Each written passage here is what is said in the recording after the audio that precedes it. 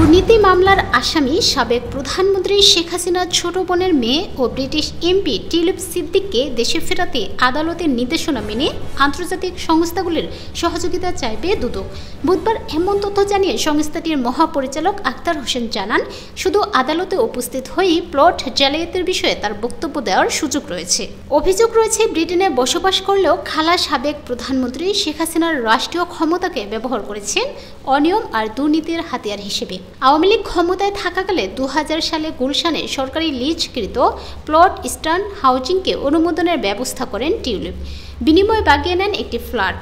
একইভাবে 2022 সালে পূর্বাচলে মাসিক রেহেনা ভাই বোনের নামে 10 কাঠা করে রাজুকের প্লট বরাদ্দ পেতে প্রভাব খাটান টিউলিপ।